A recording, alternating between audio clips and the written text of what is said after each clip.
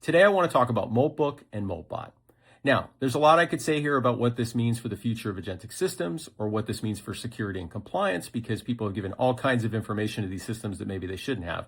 But what I want to talk about today instead is that every time you look at an article about Moltbook, there's really two camps that have quickly emerged. On one hand, you have people saying this is really nothing more than AI-generated fiction at scale. AI-based systems are great at generating text, so it's no real surprise that they could create a social network, they could engage with each other, and they could put things up that appear plausibly human. And on the other hand, we have a group of people that are actually becoming concerned. Or even if they're not really concerned yet, they're just asking themselves some questions they haven't really spent a lot of time asking.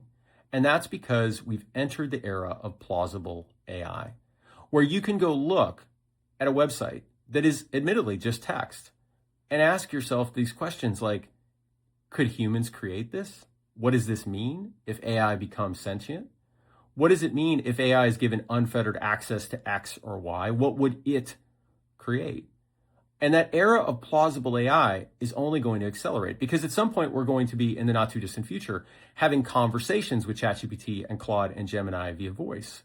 And if you don't believe me, go look at some of the leading voice models and test them out. You'll be surprised by how low latency they are and how quickly they can mimic and react to your own emotions and additions to the conversation.